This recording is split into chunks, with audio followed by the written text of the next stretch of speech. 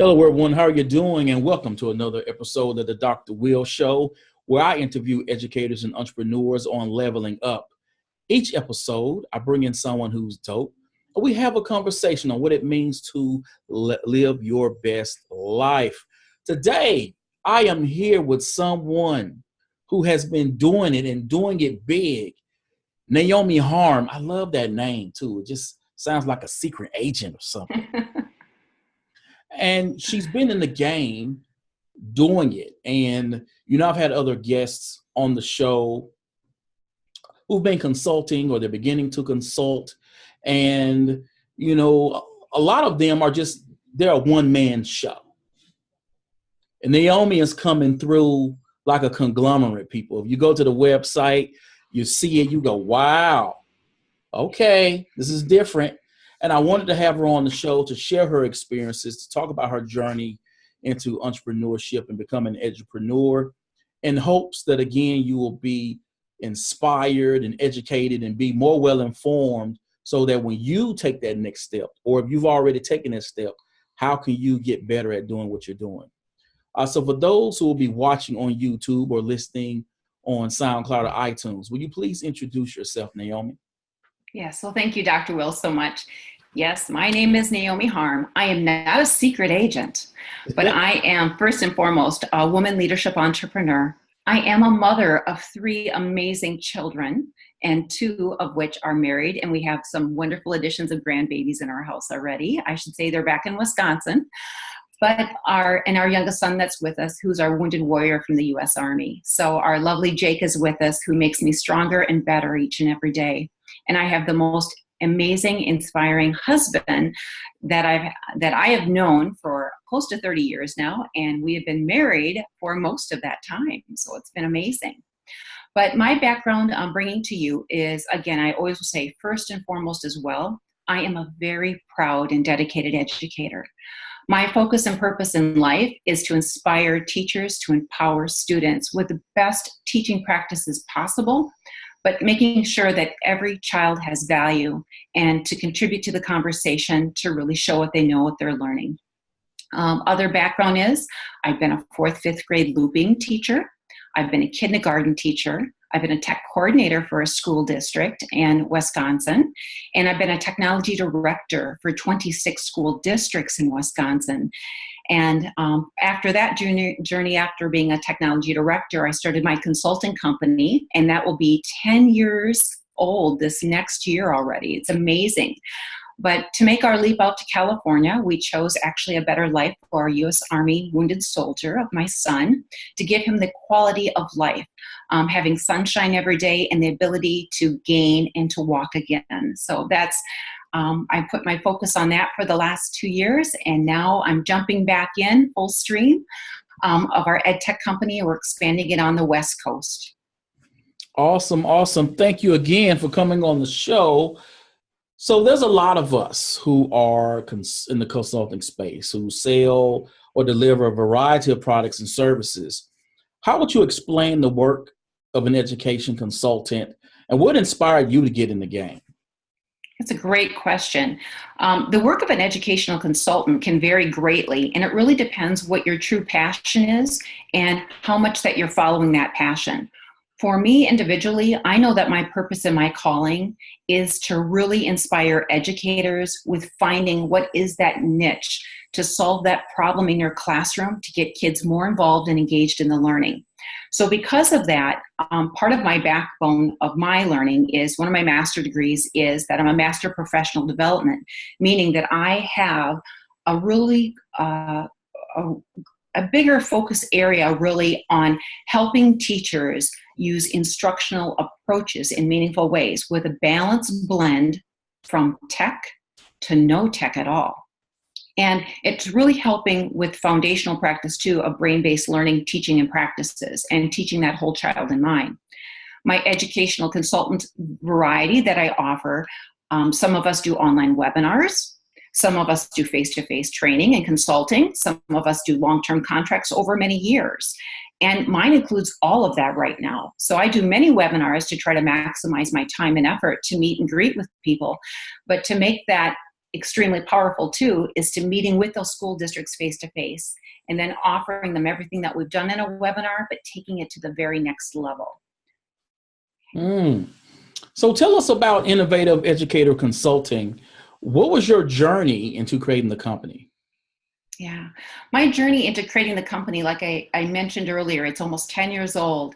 And after my 17 years in the educational space from the K through 12 sector, there was something of that calling that said, I can do more. And it's interesting how it all occurred and why it happened. But I was at a regional agency that I was a director, and there was a change in admin leadership. And I truly felt at that time that the value of women leadership was not as appreciated as it could have in that time. Now, that was back in 2009. I also, during that same time frame, within that 6 months, I lost my dad to pancreatic cancer and had a great relationship with my father. And he could tell my heart wasn't really into it as much as I was doing before. And he says, you need to follow your heart. You need to follow your passion. And he gave me that choice and that option. He says, now you're a wonderful cook and baker. You either need to open your own cafe or you need to do something more to inspire others. And because of that, I still cook and I bake. I still love to do that. But I decided to open my own educational consulting company. And as soon as I departed from the regional agency, the phone would not stop ringing. I mean, it was amazing. And that's when I still had a landline at the time. And all of the schools that I had worked with, locally, regionally, and then throughout many states, said, oh, we hear you've departed from there. We'd like to still contract with you. And so because of that, that's how my company grew. And it really grew based on the expertise that I was already offering K through 12s on technology integration in the classroom, but also my approach and my follow through, because everything that I design, teach, and create is always on the why. And it's also introduced with many examples to show what are some great examples of teaching and what are not so great, because we need to learn from those too.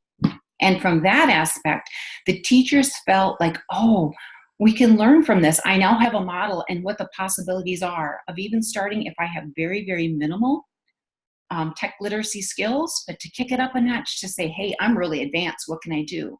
So kind of my trade or my secret is the differentiation approach that I have to offer, and using all of the tips and tricks that I have in my digital tool bag from my past master degrees that I have, but working side by side with coaching teachers and actually being credible with still working with students every single month in a school district.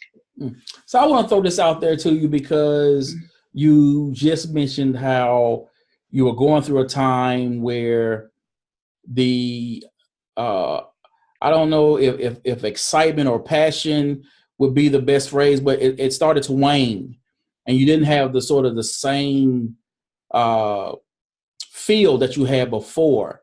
And there are teachers right now who are feeling that way and they don't know what to do about it. What was that feeling like, or that discussion with yourself like when you decided, okay, I'm going to walk away? And what do you say to those teachers to make them feel better about being okay with walking away? Yeah, that's probably the most trying time of anyone's life. And it was for me too, because you're leaving a job that you're getting a regular paycheck, regular benefits, and some actual time off. Because running your own company, you're working twice, if not 3 times as hard. You've got to pay all of the bills, and you're constantly designing and creating and delivering the next best thing. But to provide your teachers hope and fulfillment, I think that's where self-reflection is really important, and we as educators don't self-reflect enough. And I provided myself more purposeful planning of my dream board or my vision board. What is it that I wanted out of life? What is it that I wanted to contribute to society to inspire those teachers and students to be the best that they could be? And again, maybe I was being selfish of looking at my own vision of what I wanted, but I knew that on the front and foremost that I needed to put the teachers and students that I work with every day. So in order to do that, I did focus on myself, but then I wanted to make sure, what could I create and make that's going to empower these same teachers or students that may be feeling the same way I was? It's filling that void. It's filling an area that students at this time feel like, I can't do it, or I feel like I'm not adequate to do this. So for instance, here's a prime example. I just had a teacher reach out to me the other day from Wisconsin. She's had one of the most trying times in her life. She's been an educator for over 15 years. Her student that was going to be going into the 5th grade just committed suicide. We're talking a 10-year-old child. It's like, why is this happening in today's world? She had to speak at the funeral, and she had given everything to this little boy. And she feels at this time, do I go back into education? How do I make it? I'm supposed to go back in 3 weeks to start school again. Her heart is so heavy right now. But it's because of her and how and what she did, it truly made a difference in that child's life, because the parents contacted her to speak of the positive things that that child contributed up to his 10th birthday. So we have to look deep inside of our hearts as educators and finding the value of what is our purpose in life to leave our legacy. What is the legacy that we can ensure that we are actually helping our children and our teachers leave their legacy?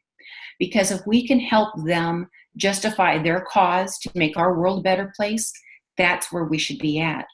So that's where I reflected back, even at the time when I lost my dad to cancer, change in administration, my passion bucket wasn't being fulfilled. It's like, I need something different. I need this boost. I need this energy. It's kind of like the same way right now. I'm starting a new women's leadership certificate program through Cornell University. I am starting that this week. It's not that I have a void. It's I want to do more for others. And I think that's my life calling. It's giving of yourself, but it is putting yourself first once in a while, because we have to be a little bit selfish. If we don't continue to help ourselves grow, learn, creatively think, struggle, and problem solve, we are not going to empower that next generation of learners to make our world a better place. Naomi. Ooh, it's awesome. Heavy. I know it's heavy, but it's like, that's where I'm speaking from the heart. Look, I love it. That is all right. And you said through Cornell. That's how you know Naomi is doing big things around here, people. So one of the biggest challenges that all of us face is differentiating ourselves from other consultants, because there are so many who their bread and butter may be blended learning. Their blended butter may be technology integration or Microsoft or Google. Mm-hmm. And when you're out there and your name is kind of just floating in the ether and you want to say, hey, how do I stand out from such and such? So when that school district, that conference is thinking about this, my name is on the top of the list. How did you discover your niche? And what tips do you have for other entrepreneurs to stand out?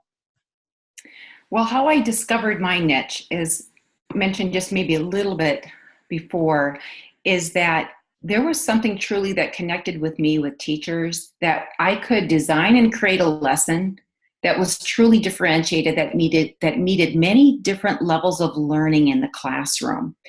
I did refer back to many times. I refer back to the ISTE standards and the learning scenarios of students. And I do use that as a foundational standpoint a lot of times when I'm designing, because I need to know, what is that learning outcome? Because a lot of times when I'm a coach in a classroom and I see a teacher, how she or he is instructing, and then if you're having conversations with the kids, I'm asking them, now, what was the biggest aha learning moment you had today? Or what was the most critical point that you felt that was truly valuable? There are sometimes some kids that will say, I don't know what we were doing. That truth of a student letting me know that if you're sitting and I'm watching a teacher coach, she's in the classroom or he's in the classroom and I'm coaching and I'm trying to do this evaluation, what I'm seeing is that the teacher is not making a true learning connection with those individual students. That means that she's teaching just to one level. It's almost like a straight shot forward. It's not panning out of this ray to encompass all of these kids. So the differentiated approach that I use, not only do I bring in examples and models, I also do lessons with the teachers that we basically act it out, and we go through that they are a student. If you're a student in this class, if you're involved in this type of learning scenario, what is it that you don't like? What is it that you like? But I always come back and ask, how do you learn best? Where do you learn best? And why do you learn the way you do?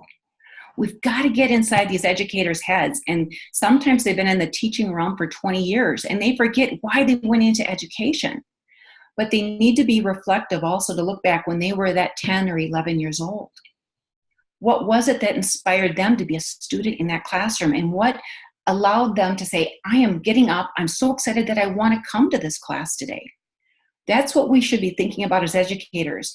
How is it that we want to make sure that purposeful learning is taking place every day in our classroom? And how do we inspire those kids to give them best that they can and own that learning? So again, the niche again is to empower teachers with relevant and credible teaching scenarios, examples that work, more student interviews. We need to be asking kids more. We have to be asking how they learn, where they learn, and why and where they learn best. And we need to reconstruct and redesign our classroom, whether it's the physical space, the design elements, but the instructional approaches and protocols that we use with kids every day. We need to reinvent ourselves, and that's what's lacking, I think, in education. Too many people are stagnant or just saying, I only have 3 more years left. Why do I have to do this? Why? Because it's our job to inspire the next generation to offer the good in our world, because they're going to be the contributors of the society that we won't see in years to come. So when I went to your website, I was like, okay. Oh my gosh, I was blown away, because you're not just one person. Yeah. IEC is a well-staffed machine boasting several consultants who work to assist the company in addressing a variety of needs for schools. With budget shrinking, what is the market like for consultants? Another great question, Dr. Will. I almost feel like I'm reinventing myself every single year, Dr. Will, because what's happening is when you look at budgets right now, they are shrinking for schools. So we're always looking at creative ways. Here's one of my other niches to complement this answer to this question. Is I'm currently working on our next publication. It's called The Innovative Educator Technology Bites, and that's our e-newsletter. We post that out quarterly and share best practices from the field of examples working with on-site with schools, with working with teachers, credible student stories. But that's what teachers want. They want small, snackable content bites of this information to help them be successful and not be overwhelmed. So my approach is smaller bites of information, try the practice, reflect back on it, and let's see what we can do to improve that instructional approach or how the kids are involved. So the Technology Bites edition is coming out in August, so you'll see that of all kinds of great learning. And that's going to be a free edition. And why we say that is free is because this is a curated document from educators around the world sharing their knowledge in small bites, not whole articles, just small bites and segments of learning. Now, our company, I have about 12 educators right now that work for my company. They are part-time consultants because they too have the gift of sharing their knowledge as a truly effective and creative facilitator. My company gives them a voice and a choice in their learning to impact others. These are teachers that are hired during the summer, after school events, and or weekends. And what we're finding right now is that even though many of our schools have great technology, we're still finding effective face-to-face instruction because teachers need to see, they need to feel, they need to touch with their learning, just like our kids. So the balanced approach is we're going to be offering online webinars, and then the blended approach, there will be times throughout the year that we'll do some face-to-face, but by a choice for our teachers. Our instruction at times too that we're introducing to our teachers is we set up a lot of our workshop almost as an ed camp style.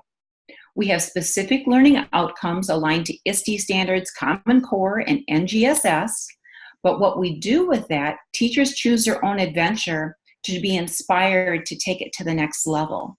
And sometimes we actually differentiate those strands, that it can be beginning in the middle and the higher, but we never teach technology for technology's sake. We always make sure that the bigger focus is on the learning. And how is this type of practice truly transforming what a teacher does in her or his classroom? But what types of projects can students create, and more empowerment of how can students lead? What can you take of that lesson to say, let's turn that over, let's flip it, let's give it to kids and have kids do a peer coaching moment in your classroom? I like this. Okay.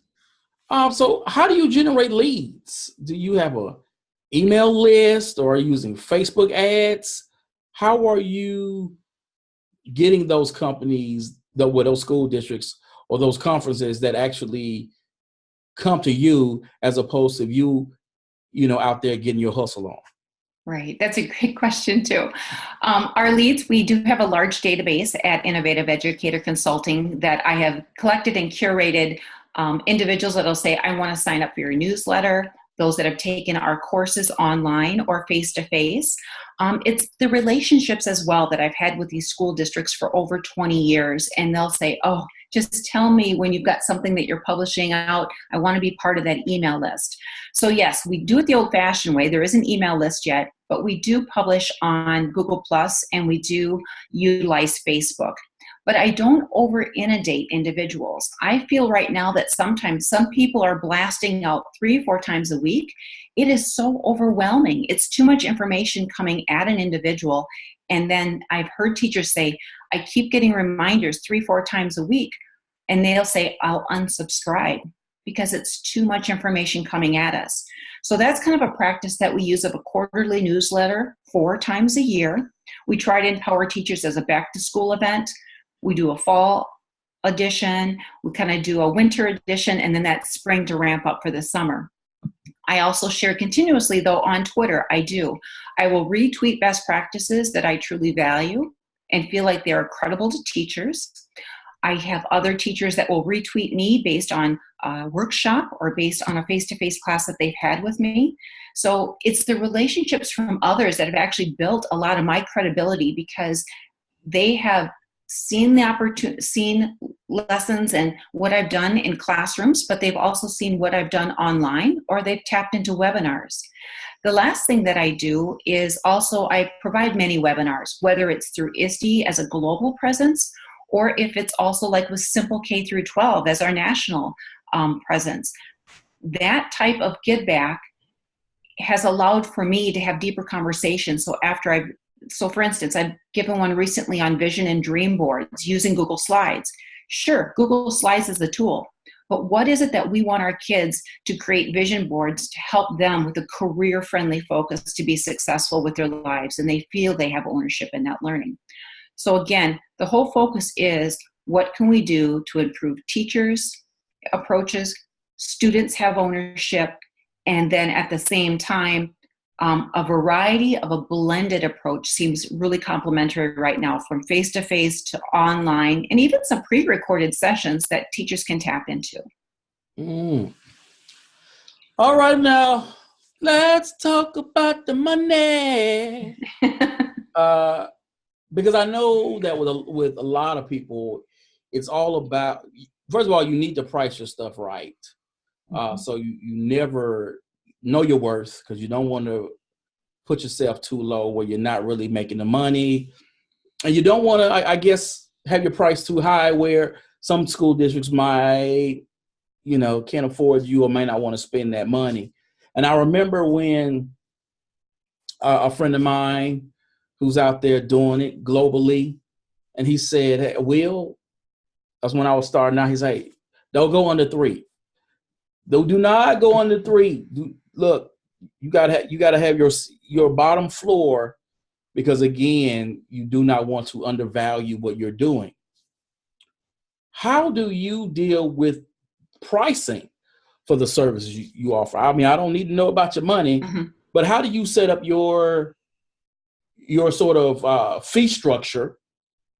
And when do you know, or when does it make dollars and cents to actually present or speak for free? Okay. It's always interesting. I try to be consistent as I can, but when there are different learning outcomes, so let's say if a district has come to me and they want to contract services and they want so many days of face-to-face, but you've got a district that has 200 or 300 teachers in it. I can do that alone as a keynote and some breakout sessions, but to make it more cost effective, what has to happen is, sure, I can do that keynote for you, but let's bring some other teammates on board and let's really break down that instruction by grade level, focus, and purpose. So we break it down by K through 2, 3 through 5, 6 through 8, and 9 through 12, or even specialty areas is what we'll do. And then it also depends on how many people are in a group. Ideally, it would be great to have teachers of 25 or under, but sometimes a school district per person can't do that. So they'll look at, well, let's put 50 in a class. But you know what? When you put 50 in a group, even with one facilitator, it doesn't make it very effective. It's like the same scenario. If I'm a teacher and I have 50 students in my class, how effective are you truly going to be? Mm-hmm. So I usually turn that scenario around and talk to educators about that, or the administrators, thinking about, this is now like your teachers are now students. How do they learn best? Now, the other thing is, we talked about learning outcomes. What is the expectations? Are you wanting me to do a post or a pre-survey and a post-survey? So making sure that we have value from the teachers of what they need. So that's always really important. When we do face-to-face, what does it look like during the day? How much is the time frame? Do you want to have 1-hour sessions? Do you want to have 2-hour sessions, 3-hour sessions? So I do a whole backwards design with school districts right now, and I actually work with them designing that day. But what I found that's been most effective is setting up that survey on the front end of actually surveying those teachers on learning practices. And then I get a better sense to personalize that learning. And then the teachers feel that they have a voice in their learning for those days that we come there. I also then consult with our technology facilitators that have that expertise or specialty area that they're looking like. So if we're working with high school teachers, I for sure am bringing in a high school credible facilitator. I'm not going to be putting an elementary teacher in there because he or she would not have value to the extreme that it could. So I really purposely plan and contract with individuals that have that specialty or expertise that they're looking for. And then I've got to look at my bottom dollar of, do I have to get a flight? Do I have to have hotel rooms for everybody? How much time is this going to create and make? So again, I do a backwards design and I itemize it, but I work very, very closely with the school district so they are in the communication loop the whole time with doing this. Now you also mentioned too, let's say if you are a teacher and you want to start to be a facilitator and you still want your teaching job, but you want to start in the facilitation realm. I had a mentor that mentored me earlier on. And she had said, if you're going to be starting out in this consulting world, you need to make at least 3 times your day rate of what you were making as a teacher. Now, I'm thinking 20 years ago, I started out making $30-some thousand as a teacher in a classroom. And if you look at that day rate, it's not very much, right, after the course of that. Mm-hmm. But when you look in today's terms where we're at, if you're making with your benefits and everything that you're making, if you make $500, if you take that times 3, that's a base rate of starting at $1,500. And that's what I have tried to guide individuals, that you need to at least get that amount, because you have to make up for your day rate, because if you have to take a personal day, but then also you have to pay taxes out of that money, and then also your time and effort. And then the other thing is try to not build into that day rate, but have a separate line item for expenses so that they do know my travel is going to cost this rate, but my day rate is this, to be consistent. I also had another individual who's been a great mentor to me out here in California. And she in particularly said too, also, never go underneath that 3, as you mentioned earlier. And at times in my career, I have gone under the 3 because where I started and where I was, then I gradually increased it. So each event is different based on what that learning outcome is. The second part of your question, I got to remember, you asked one more thing. It's about, when does it make dollars and cents to do something for free? You know, sometimes I know people say, well, I'm going to do this for free because financially it's going to set me up down the line to actually make money from this organization, or it's going to raise my credibility in such a way in which more money is coming. I don't like to do free. But when does it make sense, dollars and cents, to actually do something for free? Okay, so for free, for instance, as I do, our Technology Bites newsletter that I create, I do that all in my own time.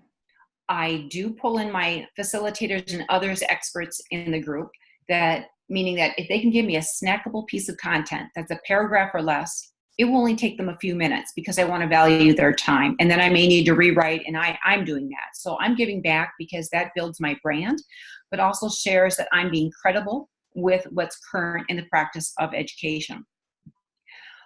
There are times that I've had individuals that will say, we don't have funds to pay for you to come here to present or do that, but could you give of your time? Well, that's when we need to negotiate, because right now I live in California, and if I have to fly to the East Coast or the Midwest, that doesn't make dollars and cents. And I'm the main provider in my family because my husband takes full care of our son that's at home. So I have to make good choices. What does make sense for me, that I at times will negotiate that if they don't have dollars to pay for you to present, I will make an agreement with them, because I know it's a good marketing strategy. If they can pay for my round trip flight and my hotel room, that pays for the majority of my expense. And because of that, I can offer them a day or two session. When that happens, I usually have 4, 5, 6, 7 or more leads that will come out of that. But as long as my expenses get paid for, that's what I try to do. And then the individuals will say, okay, we can find that $500, or we can find that $700. So I've tried to find a happy medium to help those individuals out, but then to help myself out, that I can justify why I'm there. People, so many gems being dropped today by Naomi. I'm loving this episode. Before we go, what is your advice to those teachers who are interested in consulting, either as a side hustle because they want to keep their day jobs as teachers, or those teachers who are like, hey, I put in my time, I'm ready to do my thing, and I feel like consulting is the role for me?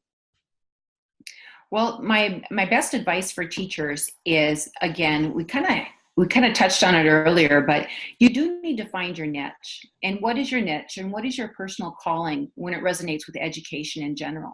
What is it that you have to offer to give back, and to focus on that, and then bounce it off some ideas first of your colleagues. Don't ever feel like you have to be the single lone ranger. You need to have a group to be part of your team to get critical feedback, people that will be genuine, people that will be honest, and people that will be ethical with you. Because you may still have a good idea, but it's already been done, or it's not been done to the way that you want to do it. But always, I'd say, rely on your besties. Have a group of besties. And I have a group of besties that I am very honest with, and they are very honest with me. And what I like about that is that I value their critical feedback and their constructive feedback too, to say, no, I don't think this is going to work. Or have you thought of? So always have that trusted group, and even break outside of that group if you need to connect with someone.